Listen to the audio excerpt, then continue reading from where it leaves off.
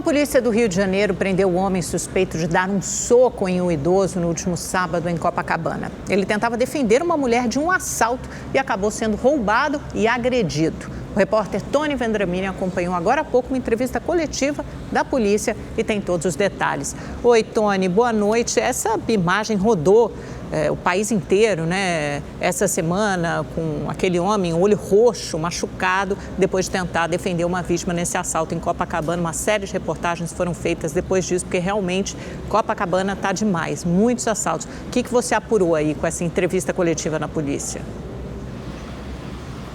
Boa noite, Amanda. Boa noite, Augusto. Boa noite a todos que nos acompanham. A repercussão foi até mundial, né? Realmente essa notícia teve uma repercussão muito grande. E a polícia hoje prendeu um dos suspeitos, o Vitor Hugo de Oliveira Jobim, de 22 anos, que foi preso em Nova Iguaçu, na Baixada Fluminense. Ele já tem 9 anotações criminais por roubo, furto e tráfico de drogas e agora vai responder também por latrocínio tentado. O que isso significa? Significa que ele assumiu o risco de matar a vítima e, ao não conseguir, mesmo assim, consumou o roubo. Nos últimos dias, a polícia recebeu diversas informações apontando que o Vitor Hugo frequenta o Morro da Providência, que fica no centro do Rio de Janeiro.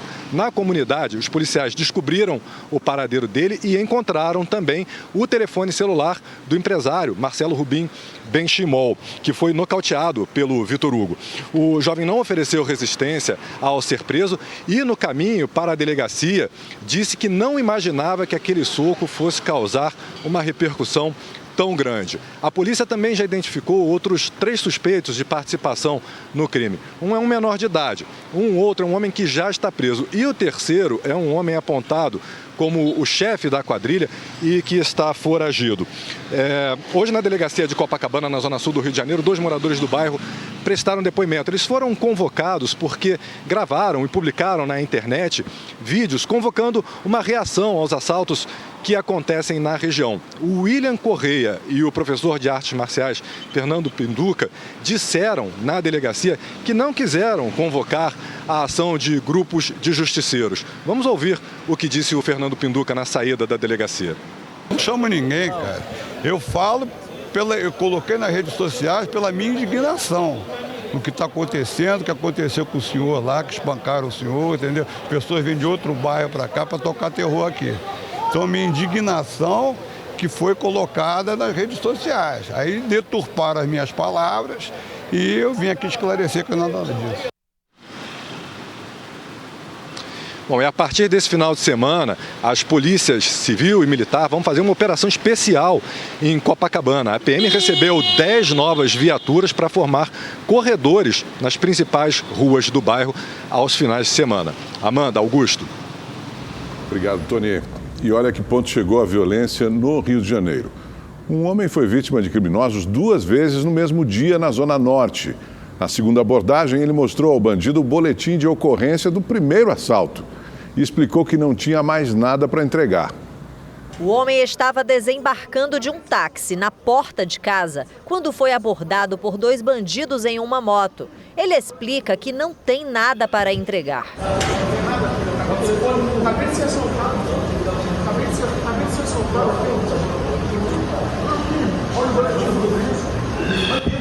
Com o registro do primeiro assalto na mão que tinha acabado de fazer na delegacia, a vítima é revistada pelo criminoso. Depois de roubar o taxista, o outro bandido também revista o homem. A dupla vai embora, levando o celular do motorista. A Polícia Militar disse que tem realizado reuniões frequentes com os moradores para debater as demandas da região e que reforçou o policiamento com viaturas e motopatrulhas.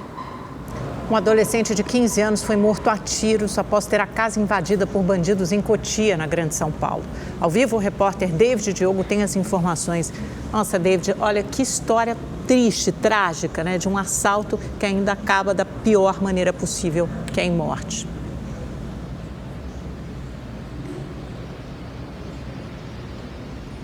Infelizmente, Amanda, boa noite a você, ao Augusto e a todos que nos acompanham. O nome da vítima é Kaique Tenório Bernardes. Ele foi baleado com 2 tiros na região do tórax. 3 homens encapuzados e também armados invadiram a residência da família, que fica em um condomínio aqui na cidade de Cotia, região metropolitana de São Paulo. Os criminosos renderam o pai, a mãe e outras 2 irmãs de Kaique. Ao acordar e perceber o que estava acontecendo, o adolescente se assustou com a presença dos bandidos. Foi quando um deles atirou 2 vezes contra o menino. De acordo com a Polícia Militar, um dos moradores do condomínio acionou a PM por volta das 4 horas da manhã, após ouvir gritos de socorro de um dos vizinhos. Os ladrões fugiram do local sem roubar nada. Eles deixaram na residência uma touca ninja e um carregador de pistola com munições. Um suspeito de 19 anos foi preso pela polícia. Os 2 comparsas continuam foragidos. Augusto. Lamentável, né? Obrigado, David. A Prefeitura de São Paulo estuda liberar para os pedestres aos domingos uma das avenidas mais famosas, mais importantes do centro da cidade. A ideia ganhou força após as cenas de violência que foram vistas nesta semana na região. Tem 17 anos que a Tereza, empresária do Amapá, se hospeda no centro de São Paulo. No último final de semana, ela se assustou com a violência que aconteceu em frente ao Bar Brahma, que fica bem próximo ao hotel em que ela estava. Tinha muita gente, o bar estava cheio, como é de costume, né? Final de semana sempre dá bastante gente. Eu adoro vir, eu iria vir nesse dia, mas aí depois do ocorrido eu nem saí mais do hotel, fiquei bastante medo. A confusão aconteceu na tarde de domingo, quando um bando atacou a fachada do bar e um carro que estava estacionado em frente ao local. Segundo a direção do estabelecimento, a confusão começou depois que bandidos tentaram roubar o celular de um cliente. Existia um grande risco da gente passar dias aqui para as moscas, né? Porque é um negócio, isso, as pessoas ficam com medo.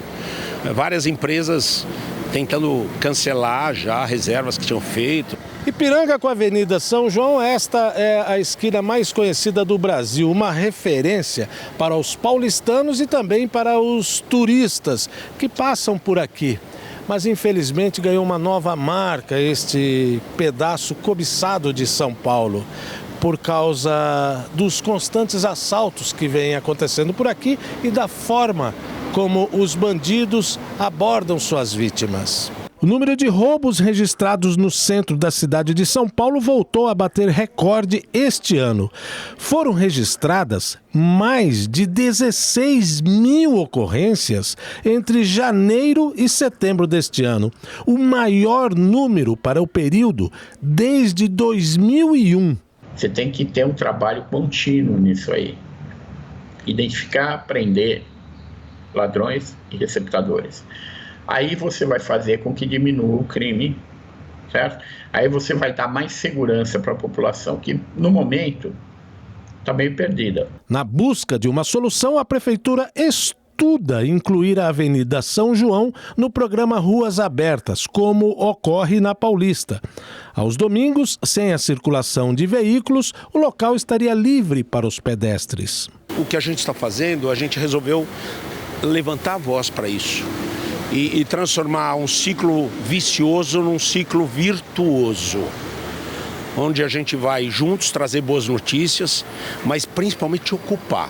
Então a gente convoca todo mundo, convoca a população, convoca o paulistano raiz mesmo, aquele que ama a cidade, vem para cá. Essa esquina aqui, ela faz parte das minhas origens. Há mais de 40 anos atrás eu rodava isso aqui de cabo a rabo, fazendo trabalho de contínuo, office boy, que era o primeiro emprego, né? Mas eu não vejo essa violência toda, eu me sinto acolhido nessa cidade.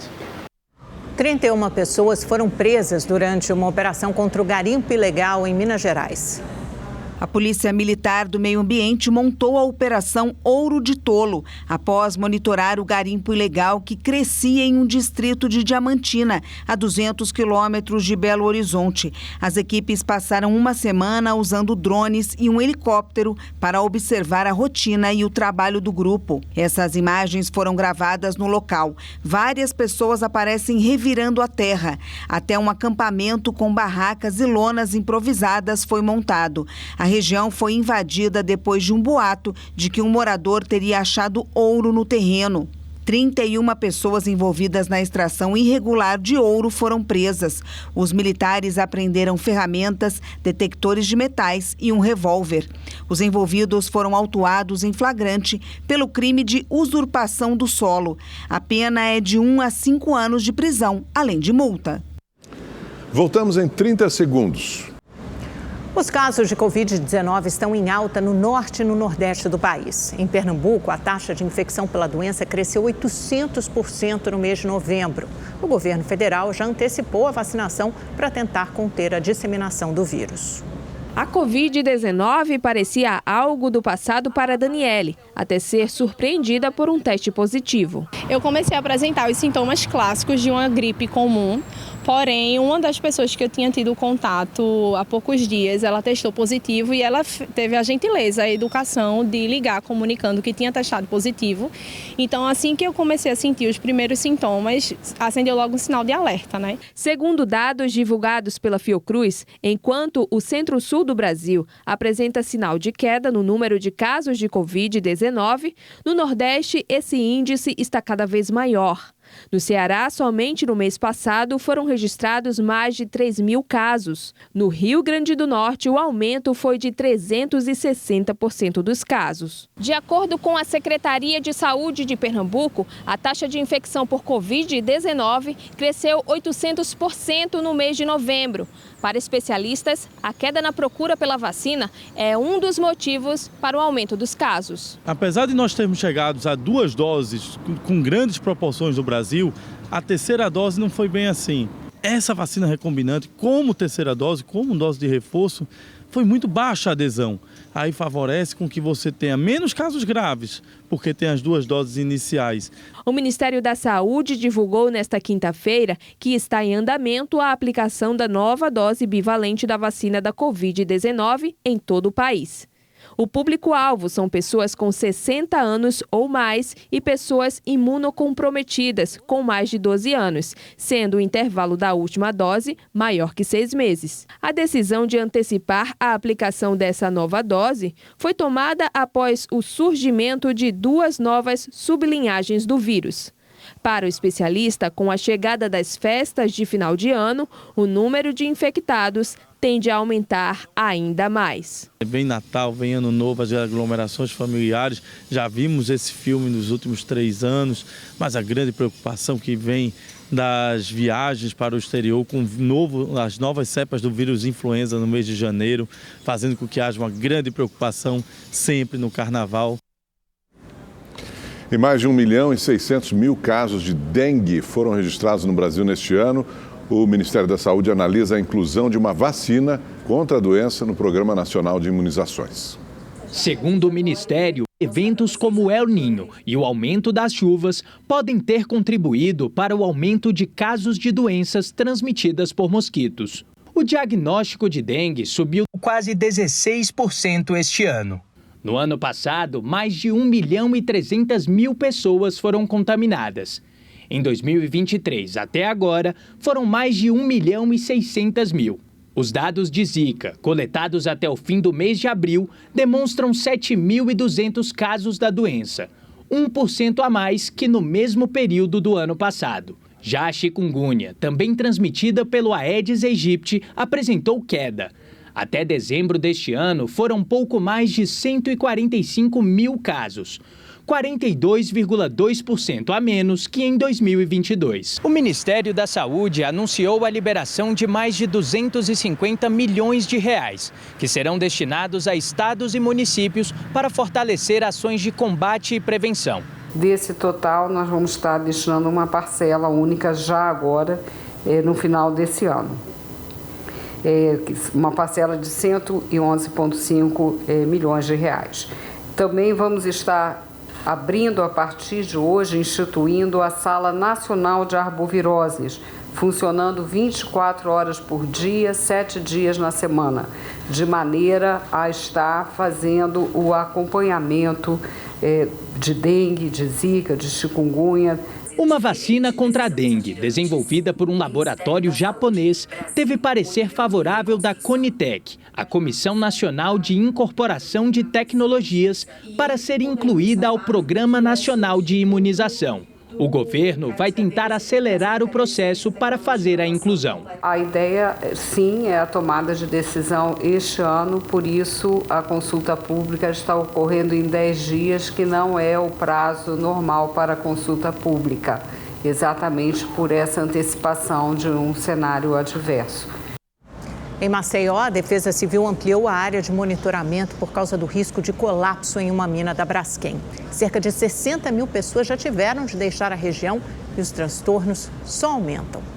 Sexta-feira e várias ruas do maior complexo de escolas públicas de Alagoas estão vazias. E não é só por causa do feriado de Nossa Senhora da Conceição. A comunidade escolar está preocupada. O Centro Educacional de Pesquisa Aplicada, o CEPA, fica entre os bairros Farol e Pinheiro, afetados pelo deslocamento de solo em uma das minas da Braskem. Das 11 escolas da região, 2 estão em uma área de atenção, considerada de menor risco desde o dia 30 de novembro, além do ginásio de uma outra escola da área. Do fim do mês passado até agora, o afundamento vertical acumulado no local da mina é de pouco mais de 2 metros. Ao redor da área isolada, os moradores também sentem os efeitos do deslocamento do solo. Essa e outras casas no bairro Bebedouro estão assim há 4 anos, cheias de rachaduras, e elas só aumentam. Mesmo com problemas que assustam os moradores, a área não é considerada de risco, mas quem precisa viver aqui perdeu a sensação de segurança. Romualdo mora com a esposa e o filho há mais de 40 anos nessa casa. Mas desde 2019 eles não tiveram mais sossego e acreditam que até a saúde da família foi afetada. Nunca tive problema de pressão, hoje eu tenho. A minha esposa entrou em depressão, se você ver ali é remédio para ela. A minha casa está dividida no meio. Como vocês viram, o piso também está todo rachado, né? Já a cerâmica já descolou da parede. A dona Elizabeth também mora há mais de 30 anos no bairro Bebedouro. Além das rachaduras, ela conta que sentiu um tremor na última quarta-feira. Desde então, passou a dormir no sofá do corredor da casa. Porque qualquer coisa eu tenho mais possibilidade de cair fora. Nesta semana, o Supremo Tribunal Federal negou o vínculo trabalhista entre motoristas de aplicativo e as empresas que operam as plataformas de transporte. A decisão divide a opinião de quem trabalha com o aplicativo. Frederico é motorista por aplicativo há pelo menos 4 anos. Ele trabalha cerca de 12 horas por dia e aprova a decisão do STF que nega o vínculo trabalhista entre motoristas e as empresas. Ele teme ter de pagar mais impostos sobre o serviço prestado, mas gostaria de ter alguns direitos trabalhistas. Imagine se nós somos contratados por CLT, carteira registrada, e teremos mais descontos. Os descontos não vai caber no nosso bolso. Na votação, todos os ministros da primeira turma do STF decidiram que não existe vínculo de emprego entre os motoristas por aplicativos e as empresas que operam essas plataformas.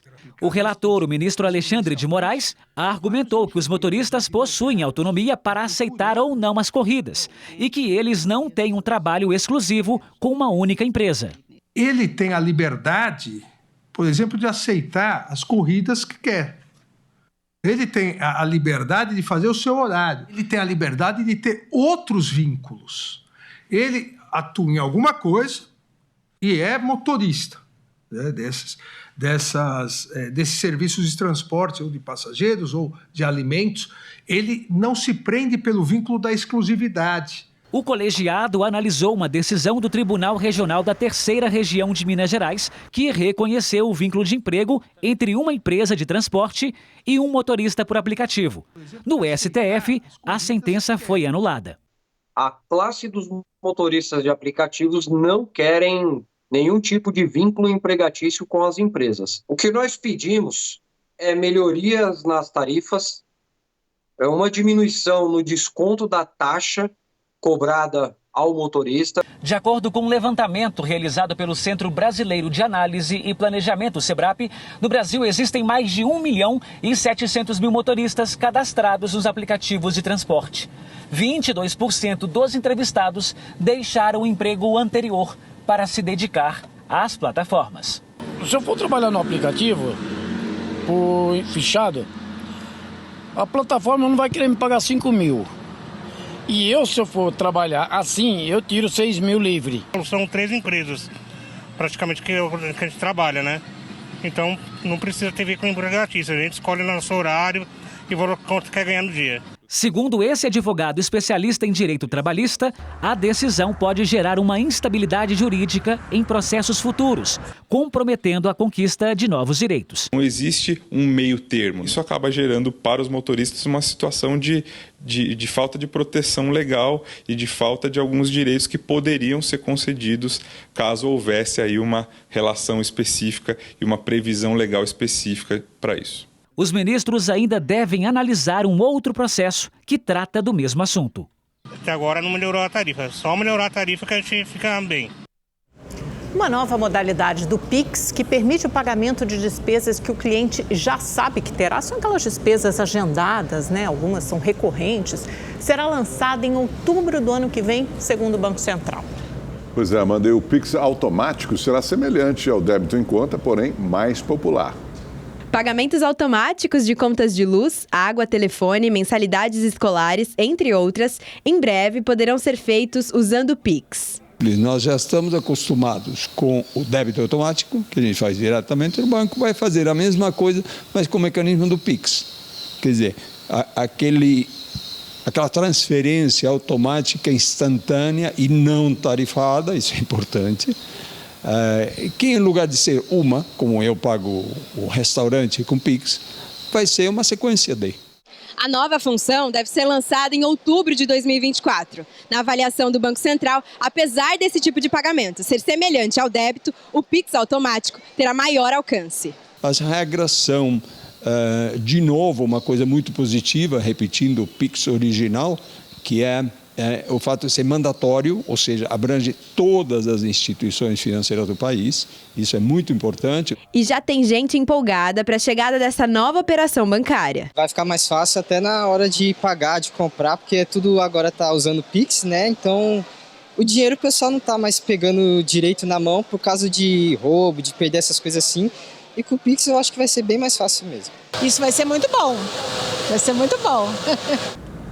Agora, direto do Espaço da Sorte, na Avenida Paulista, a gente acompanha o sorteio da Quina. O prêmio é de quase 3 milhões de reais. A gente volta logo em seguida. Fique com a gente. Até já.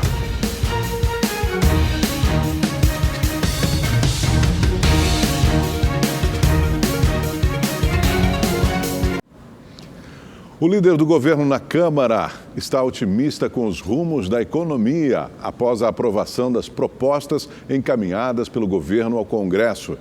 Em entrevista exclusiva ao repórter Igor Damasceno, o deputado José Guimarães fez um balanço das votações do ano e falou das expectativas para 2024. Reforma tributária, novo arcabouço fiscal, taxação dos super-ricos. As pautas discutidas ao longo do ano no Congresso Nacional foram cruciais para o projeto econômico do governo.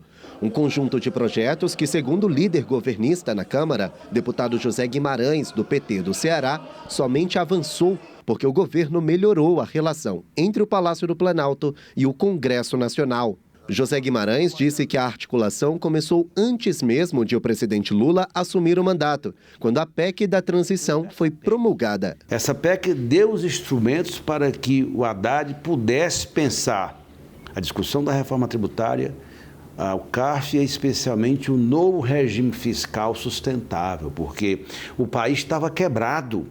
O Bolsonaro, ele deixou o país arrasado, ele usou e abusou dos recursos públicos para ganhar a eleição, comprometendo inclusive as finanças do país.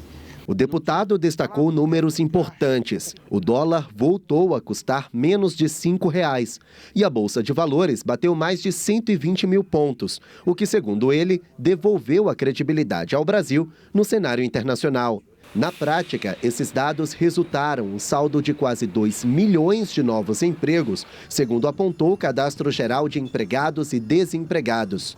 E de acordo com o IBGE, a taxa de desemprego caiu de 8,4% para 7,6%, a mais baixa desde 2015. O líder do governo na Câmara é o principal representante do Executivo nessa casa legislativa. É como se fosse o porta-voz do governo entre os deputados. Ele tem a missão de defender as pautas importantes para o presidente da República.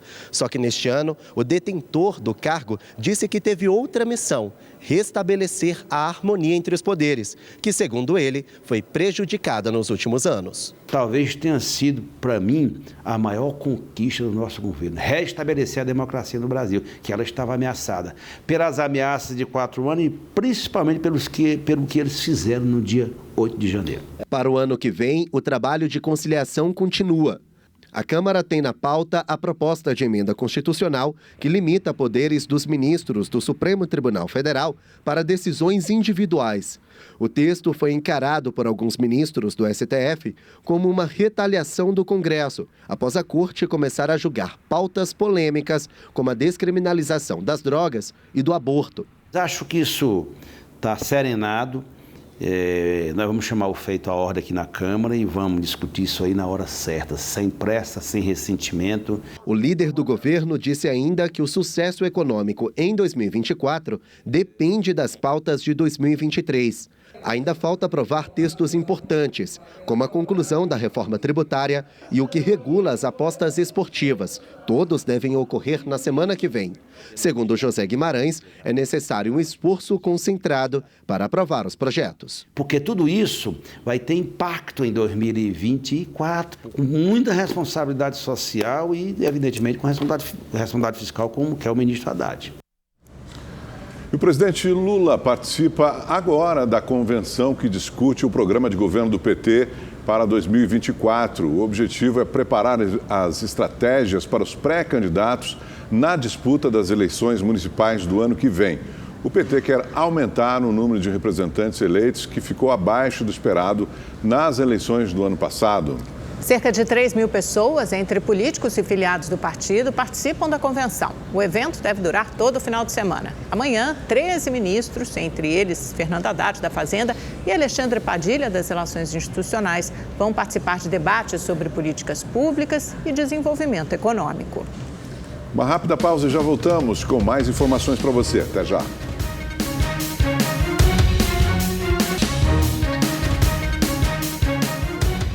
Um funcionário de uma empresa terceirizada da Sabesp morreu em uma obra pública em Santo Amaro, na zona sul de São Paulo. A vítima foi soterrada quando parte do piso desabou. Uma cratera de 24 metros quadrados se formou no local do acidente. O homem foi resgatado com vida, mas infelizmente não resistiu aos ferimentos. A Sabesp lamentou o acidente e se solidarizou com os familiares da vítima. As causas do desabamento são investigadas. O desmatamento na floresta amazônica brasileira caiu quase 64% em novembro, na comparação com o mesmo mês do ano passado. Segundo os dados do Instituto Nacional de Pesquisas Espaciais, o INPE, no mês passado foram desmatados 201 quilômetros quadrados de floresta, uma queda de 63,7%, a maior desde 2015. Em contrapartida, o Cerrado teve sua maior degradação para o mês desde 2018. Em novembro, o desmatamento no Cerrado cresceu mais de 238%, o triplo do registrado no mesmo período do ano passado. O desmatamento é a principal fonte de emissões de gases que contribuem para o efeito estufa e foi o responsável por 48% das emissões brasileiras em 2022. Voltamos em 30 segundos. O governo do Espírito Santo decretou estado de alerta por causa da seca que atinge a região. Agora, ações como lavar carro, calçadas e áreas externas com uso de mangueiras serão consideradas desperdício de água e poderão gerar multas e advertência. A falta de chuva e o calor extremo na região estão agravando o problema. No último dia 22, a Agência Estadual de Recursos Hídricos declarou estado de atenção em todo o território capixaba. Bom, vamos aproveitar então e falar de previsão do tempo, né? Igor Silveira conosco aqui para encerrar o jornal e já falar como fica o tempo no fim de semana. Muda, Igor? Vamos lá. Boa noite, Amanda. Boa noite, Augusto. Boa noite para você que está em casa. Olha, amanhã tem previsão de chuva em boa parte do país, como a gente vê aqui no mapa, mas no sudeste uma frente fria vai ser responsável aí pela mudança no tempo. São Paulo, por exemplo, já está em estado de alerta para fortes chuvas ainda hoje, viu? As máximas a partir de amanhã, olha, elas despencam. 22 graus amanhã, 24 graus no domingo e 25 graus na segunda-feira. No Rio de Janeiro não vai ser diferente. O tempo fica abafado, mas também tem previsão de chuva e não esquenta tanto. Máxima de 26 graus amanhã, 25 no domingo e 24 graus na segunda-feira. No sul do país, o sol ele até aparece em partes do Rio Grande do Sul, mas ainda chove em Santa Catarina e também no Paraná. O sol só está garantido mesmo no Nordeste, onde o tempo continua seco e quente. Olha, e por lá vai dar praia no final de semana. Agora, na região norte, o tempo fica abafado, chove e as máximas lá podem chegar aos 32 graus em Manaus. Agora, para finalizar, olha só essa imagem, que interessante. Um meteoro, ele foi visto no céu de Santa Catarina e também alguns pontos de São Paulo. Esse meteoro é 40 vezes mais rápido que uma aeronave. E essas imagens foram registradas pelo Observatório de Meteoros. Olha, essa imagem bem interessante, viu? Bom, eu desejo para você um ótimo final de semana, para você também, Amanda, Augusto. Obrigado, Igor. Maravilha, que bela imagem que você trouxe aí. Linda imagem. Obrigada, Igor. Uma boa noite para você. Nos vemos amanhã, um pouquinho mais tarde, 9h30 da noite. Bom fim de semana. Até lá, boa noite, bom final de semana.